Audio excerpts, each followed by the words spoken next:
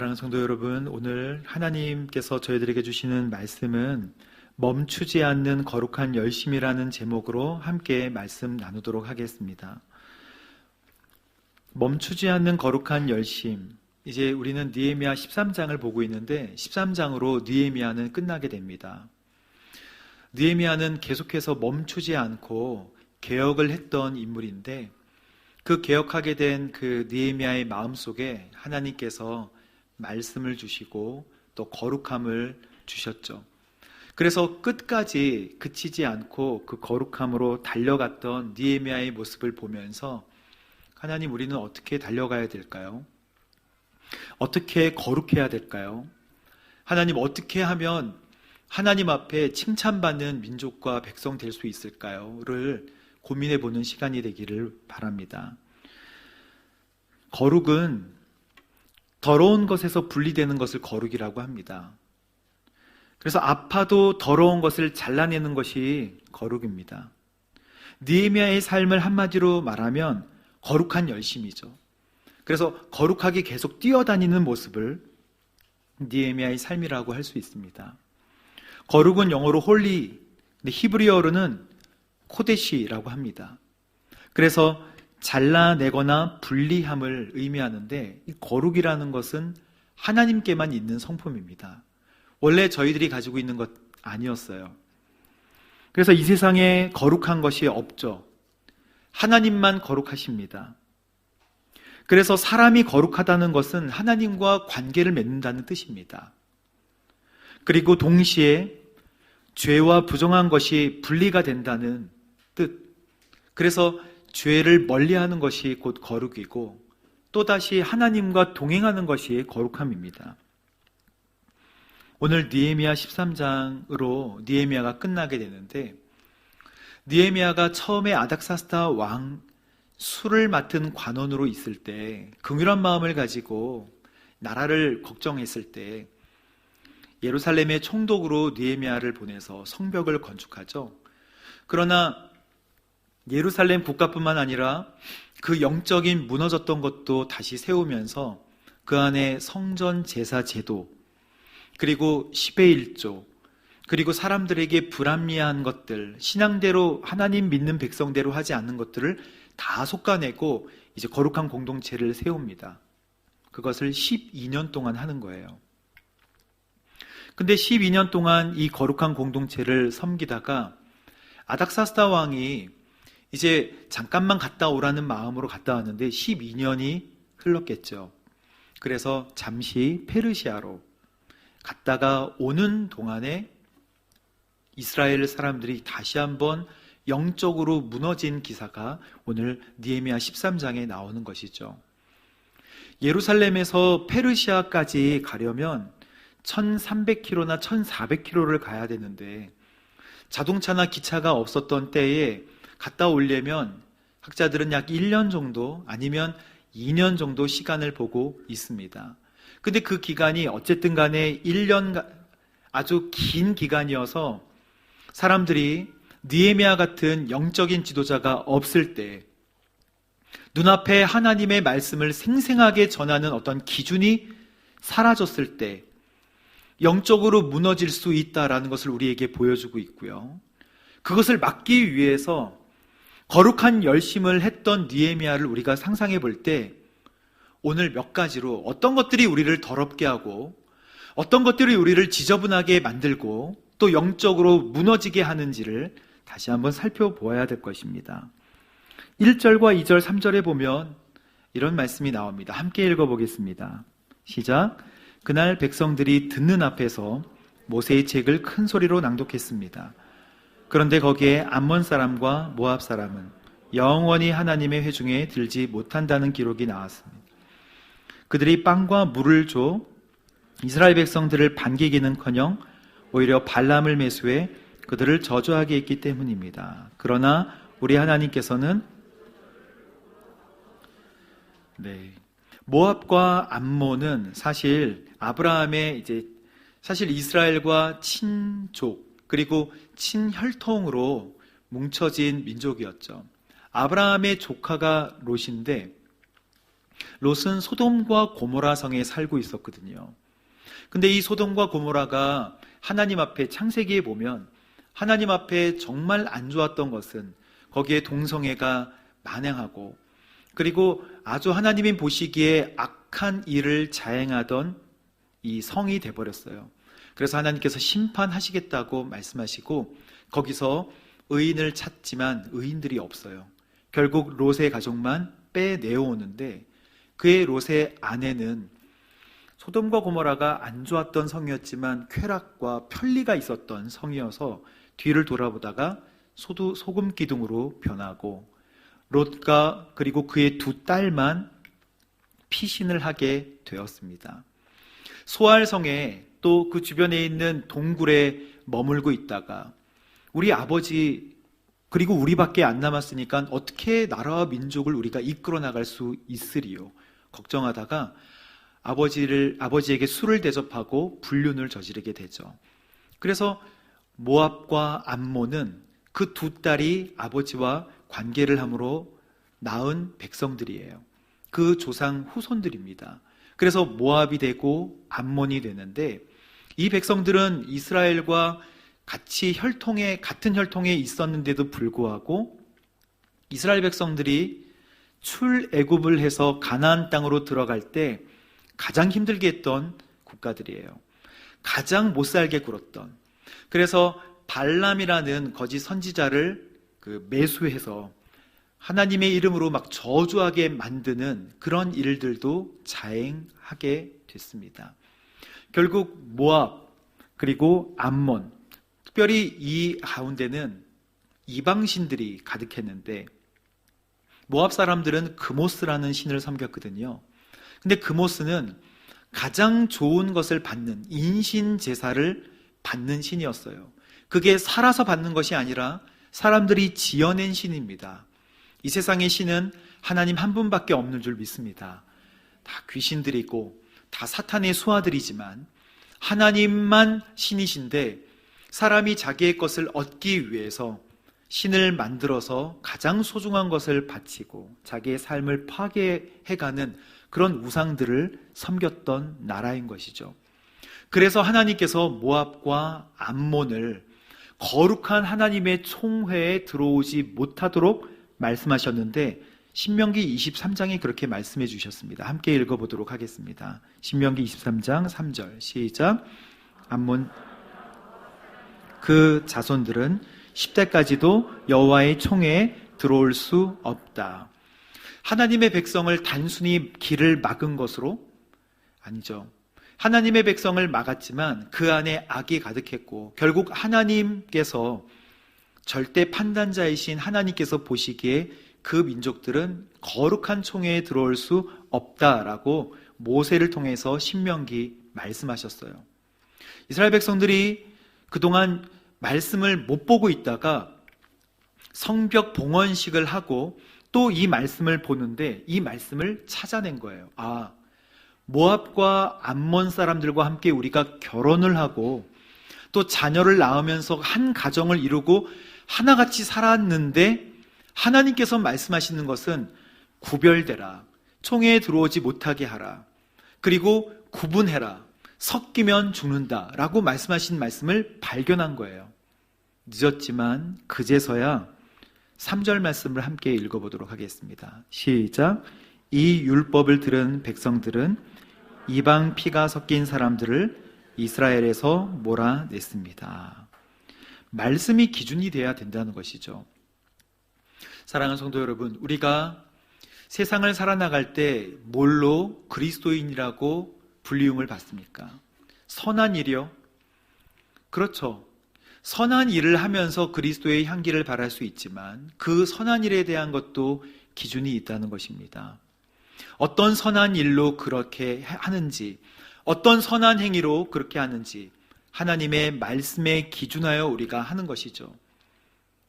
그런데 하나님의 말씀이 생생하게 살아있을 때는 날카로운 칼과 같아서 끊어내기가 쉽지만 하나님의 말씀이 모호해졌을 때는 이것도 저것도 아닌 것처럼 되다가 흐려지고 섞여져서 무엇을 걸러내야 되는지, 무엇을 쳐내야 되는지, 무엇을 분리해서 거룩해 해야 하는지를 까먹고 또 잊어간다는 것입니다. 예전에 1800년대에 살았던 어떤 한 사람이 있었는데요. 그 사람이 오랫동안 고민하다가 이제 사람들에게 이제 이런 이야기를 해요. 우리 그림을 한번 보도록 하겠습니다. 앨리스 베일리라는 그 사람인데 1880년에서 1949년 살았던 한 여인이에요. 아름다운가요? 뭐 말씀을 못 하시는 거 보니까. 근데 앨리스 베일리는 사실 신실한 크리스찬이었지만 나중에는 사탄 숭배자로 변합니다. 그래서 여기 있는 사람은 사탄 숭배자, 뉴에이지의 아주 선봉 같은 사람이에요. 여러 가지 많은 이야기들을 하고 그리스도인들에게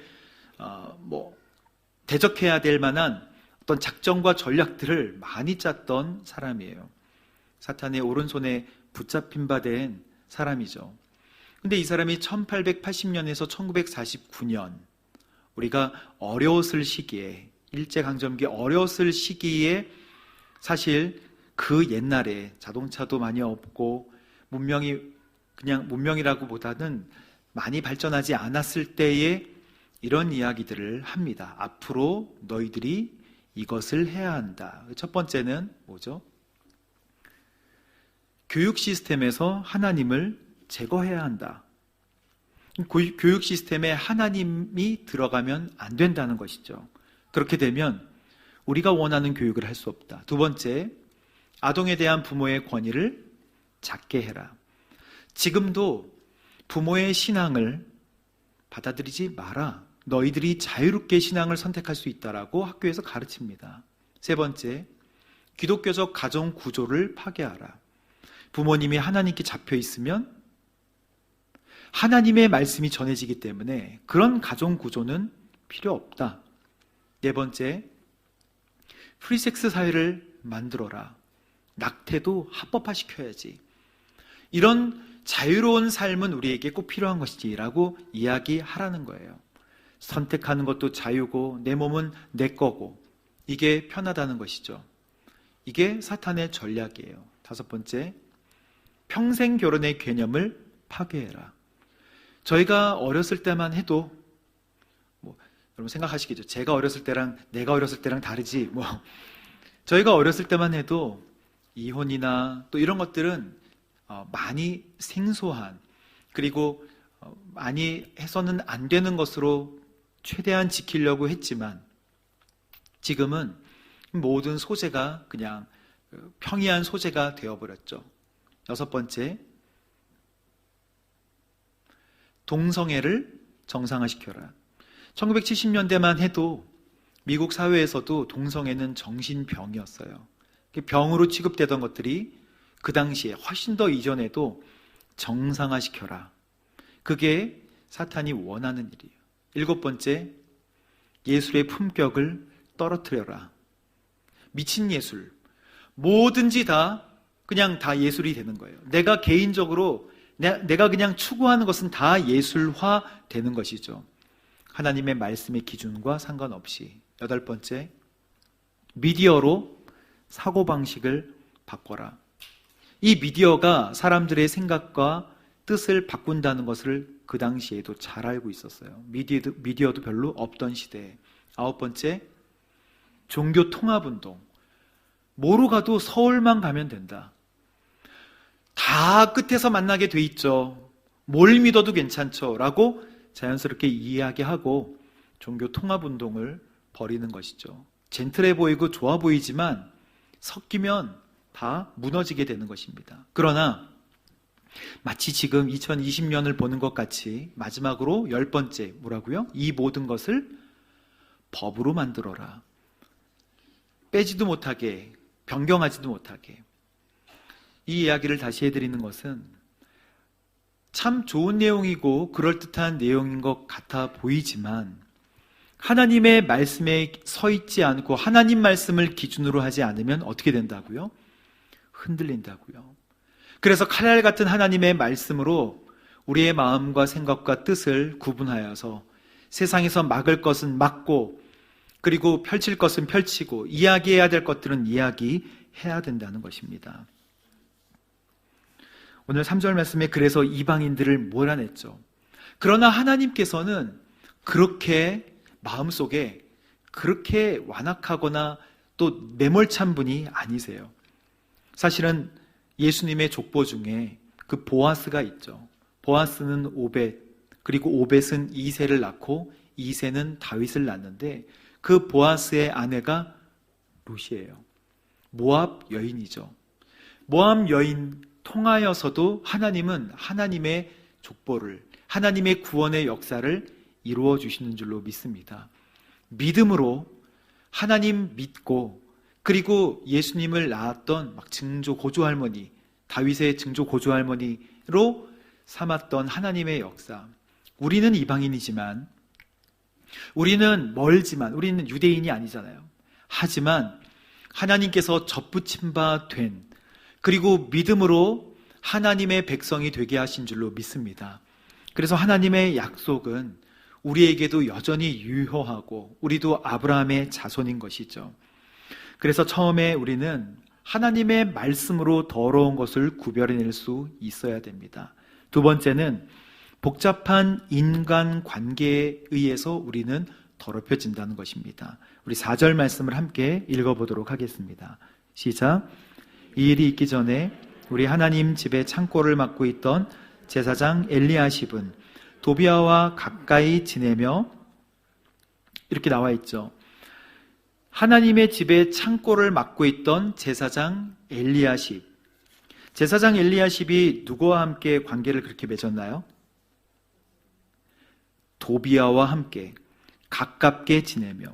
도비아는 암몬 계열의 사람입니다. 그래서 암몬 사람이고 이방인이었지만 도비아와 함께 엘리야십과 가까이 지냈다. 개역개정 성경에 보면 연락이 있었으므로 라고 기록되어 있습니다. 서로 연락이 잦았던 거예요.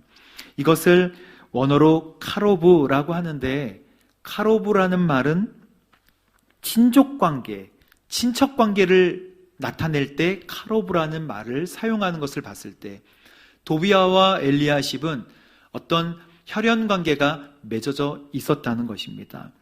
그래서 도비아가 성벽을 적극적으로 반대하고 방해했던 이유, 그리고 거기에 여우 한 마리라도 올라가면 다 무너질 것이다 라고 저주했던 이유는 뭔가 이권 관계가 있었기 때문에, 이스라엘이 나라로 만들어지게 되면 자기에게는 손해니까. 근데 느헤미야 6장 18절에 보면 또 이렇게 말씀이 나와 있습니다. 함께 읽어보도록 하겠습니다. 시작. 도비아는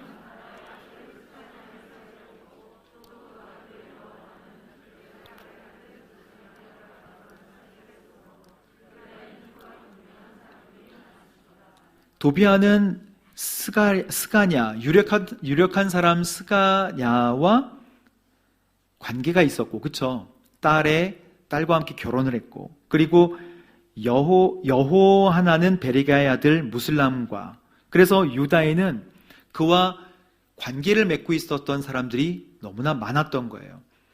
6장에도 그렇고 13장에도 그렇고.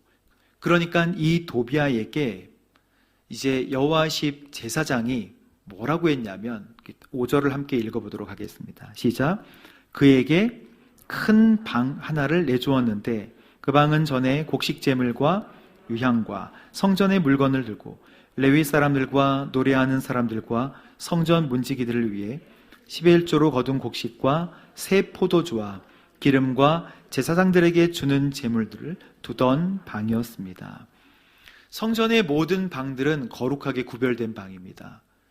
그래서 그 방의 목적 하나하나가 다 있고 그 방의 용도가 있는데, 엘리야십이 자기의 직권으로 큰 방 하나를 내주었다는 거예요. 근데 그 방에는 뭐가 저장이 되어 있었냐면, 많은 백성들이, 성도님들이 함께 10의 1조로 드린 곡식들과, 그리고 성전 기물들, 그리고 성전에서 봉사했던 찬양대, 그리고 레위인들, 그리고 문지기들을 위한 그 식료품과 생필품들을 나눠주는 방이었어요.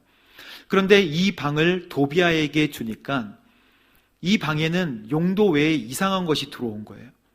그래서 거기에 유향도 있고 곡식제물, 소제를 드리는, 소제는 이제 소금을 넣어서 아침 저녁으로 드리는 필수적인 제사였는데 그 제사가 무너지게 되었고, 유향은 그 분향단에 뿌리는 향입니다. 그 나무의 향인데 향이 강하고 향기로워서 그걸로 하나님께 드리는 이 향은 기도를 의미하죠.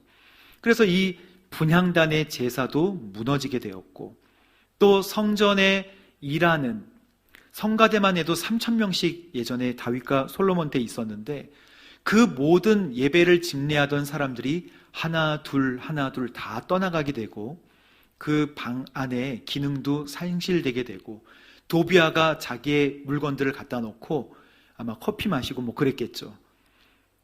그래서 성전을 봉사하던, 하나님의 성전을 섬기던 사람들이 한 명 한 명 다 빠져나가기 시작하고 성전 제사도 무너지게 되었다는 것입니다. 불과 느헤미야가 갔다 온 지 1, 2년 만에 이런 것들이 다 무너지게 되었다는 것이죠.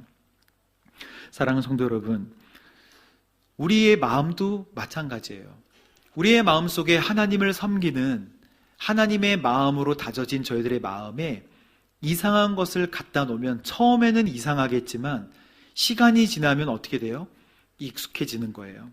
그래서 예배하는 마음에 다른 것을 놓으면 우리는 지저분해집니다. 예배하는 마음에 다른 것을 갖다 놓으면 더러워지게 되는 것이죠. 인간관계에 의해서도 더러워지지만 예배하는 마음 속에 다른 것을 갖다 놓게 되면 변질되는 것입니다. 고깃집에 갔다 와서 자기는 고기를 숨기려고 하지만 남들은 다 알잖아요. 냄새가 묻는 것 같이 다 알게 되어 있습니다. 여러분, 저는 이제 예전에 그런 경험이 있어요. 어렸을 때 옷이 너무나 깨끗해서 이 옷을 벗어서 샤워를 하면 이 옷을 다시 입어야지라고 생각했던 적이 있었어요. 저만 그런가요? 근데 샤워를 하고 나서 깨끗해 보이는 옷이지만 다시 그 옷의 냄새를 맡으면 이거는 내가 상상했던 냄새와 전혀 틀린 거예요. 샤워하기 전에는 아무 냄새도 안 나던 깨끗한 옷이었지만 샤워를 하고 깨끗해져 있을 때 그 옷을 다시 입으려고 시도하는 것을 멈추게 되더라는 것입니다. 우리 성도님 지금도 그러시는 것 같은데, 우리 성도님 많은 사람들이 깨끗하게 되고 하나님 앞에 정결하게 됐을 때 죄를 보게 되는 것이죠. 평소에는 그냥 쉽게 했던 일이라 해도 하나님 말씀 앞에 서 있고 기도하고 다짐하고 결심했을 때는 꺼려지는 일로 죄로 우리에게 보여지게 된다는 것입니다. 그래서 사랑하는 성도 여러분, 영적인 민감함을 회복하게 되기를 주님의 이름으로 축복합니다. 그리고 세 번째, 목적대로 살지 않을 때 우리는 더럽혀집니다. 오늘 말씀 6절, 7절 8절, 9절 말씀을 함께 읽어보도록 하겠습니다. 시작. 나는 너무 화가 나서 그 방에서 도비아의 모든 살림살이를 밖으로 낸 방으로 정결하게 하라고 명령을 내리고 하나님의 집 기구들과 곡식 제물과 유향을 그 방에 다시 들여 놓았습니다. 지금 6절, 7절 말씀에는 다시 예루살렘으로 돌아왔더니 느헤미야가 도비아가 큰 방 안에 있는 이 어처구니 없는 소행을 보고 깜짝 놀랐다는 거예요. 그래서 도비아의 모든 살림살이를 어떻게 했어요? 내주십시오라고 한 게 아니라 내던져 버렸다는 것입니다. 우리 마음의 방도 청소하려면 나가주십시오 하면 안 되고 집어다가 밖으로 던져버리십시오. 그리고 정결하게 하라고 명령을 내렸는데 방들을, 9절 말씀에 보면 방 하나만 썼는데 방들을 정결하게 하라고 명령을 내립니다. 왜냐하면 그 모든 방들이 부정하게 됐기 때문에 성전에는 모든 그 기물뿐만 아니라 그 큰 방에도 성전에 사용되는 기물들을 보관해 놓던 방이었는데 기물뿐만 아니라 방도 지저분해진 거예요. 변질된 것입니다. 근데 율법의 규례에 따라 이 방을 정결케 하려면 피 뿌림이 있어야 돼요. 그래서 피를 뿌리면서 방을 정결케 하는 예식을 했을 것입니다. 주변의 모든 방해에 대해서도 정결함을 유지하려고 느헤미야가 철저하게 노력했던 것을 보게 되죠. 그렇게 하니까 하나님께서 축복해 주신다는 것을 성경은 말씀하고 있습니다. 그렇게 하니까 다시 유다 모든 사람들이 곡식 제물과 이런 모든 것들을 하나님 전으로 가지고 왔다. 질서대로 회복이 되는 것을 의미합니다. 10절과 11절은 목적대로 살지 않을 때 우리는 더럽혀지게 된다라는 말씀입니다. 함께 읽어보도록 하겠습니다. 시작. 그리고 레위 사람들이 받게 돼 있는 받지 못한 것과 직무를 수행해야 된 레위 사람들과 노래하는 사람들이 자기네 땅으로 돌아가버린 것도 알게 됐습니다. 그래서 나는 관리들을 꾸짖으며 하나님의 집이 버려지다니 어찌된 일이요? 라고 묻고는 그들을 소집해 각각의 자리에 복직시켰습니다. 우리는 삶의 목표를 늘 가지고 있는 사람들입니다.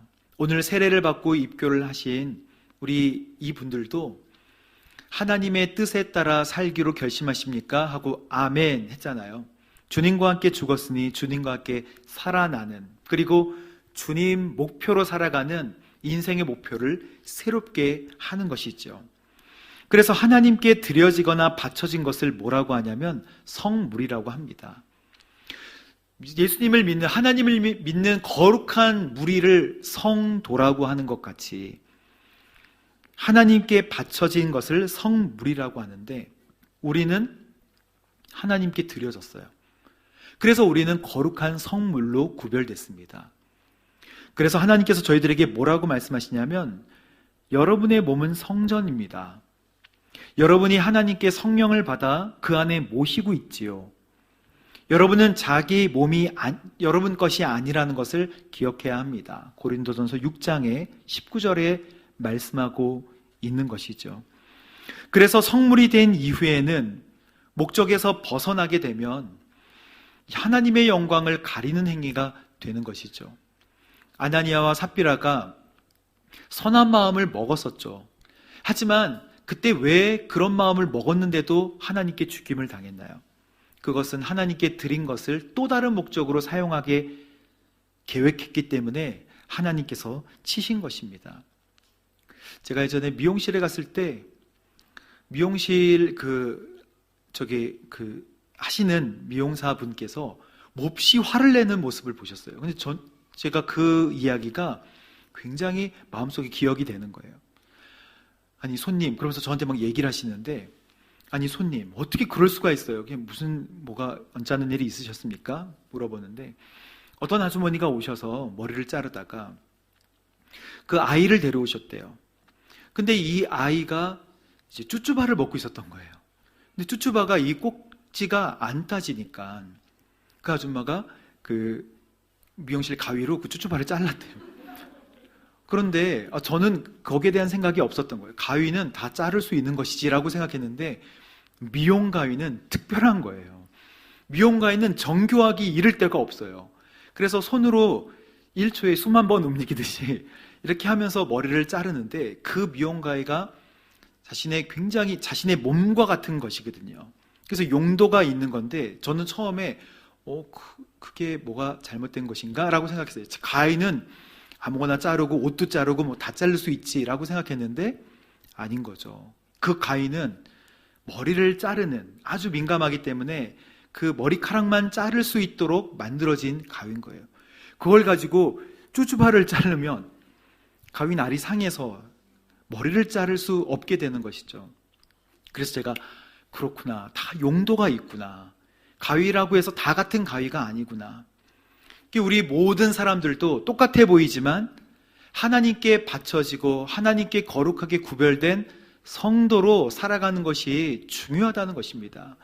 그럼에도 불구하고 우리에게 유혹이 많이 있기 때문에 그렇게 살아가는 것이 어렵다는 것이죠. 그래서 오늘 주께서 이렇게 말씀하십니다. 큰 집에는 금그릇도 있고 은그릇도 있고 나무그릇도 있고 질그릇도 있는데, 각종 그릇이 있는데 어떤 것은 귀하게 사용되기도 하고 어떤 것은 천하게 사용되기도 된다는 거예요. 하지만 주인의 쓰시기에 합당한 그릇이 있고 목적에 맞춰서 사용이 되는데, 모든 그릇에 다 고기를 담을 수 있는 것이 아니라 그냥 구겨지는 종이컵이라고 해도 주인의 입에 시원한 물을 넣는 종이컵과 같은 기능을 하는 그릇이 있다는 것입니다. 우리도 그런 목적대로 쓰임받게 되기를 주님의 이름으로 축복합니다. 주인의 쓰시기에 합당한 그릇은 깨끗하고 속이 비어진 그릇이라고 말씀하고 계십니다. 그래서 주인의 좋은 일에 요긴하게 사용되는 귀하고 거룩한 그릇은 이런 모든 것에서 자신을 깨끗하게 하면, 그래서 그릇, 여러분 우리가 무슨 그릇인가에 따라서 실망하거나 좌절하지 마십시오. 어떤 분은 부엌에 있기도 하고 어떤 분은 여기 단위에 나와 있기도 하고, 정말 저같이 부족한 사람도 단위에 서서 말씀을 전하는 그릇으로 잠깐 쓰임받는 것처럼 우리 모두가 속이 깨끗하게 비워져서 거룩하게 쓰임받게 되기를 주님의 이름으로 축복합니다. 멈추지 않는 거룩한 열심, 이 말씀에 따라서 쉬지 않고 끝까지 개혁해 나가려고 노력하는 느헤미야 같은 믿음이 저 여러분에게 있기를 주님의 이름으로 축복합니다. 함께 기도하도록 하겠습니다.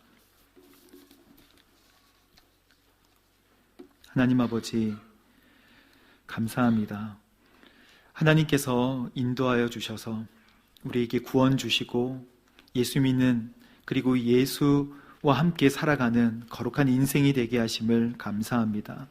하나님, 멈추지 않는 거룩한 열정, 그리고 멈추지 않는 거룩한 구별된 열심을 저희들에게 허락하여 주옵소서. 그래서 악한 세상에서 말씀으로 구별하고 또 하나님 말씀으로 도전하며 분별하여 살아갈 수 있는 거룩한 인생 될 수 있도록 인도하여 주옵소서. 감사드리며 예수님의 이름으로 축복하며 기도합니다. 아멘.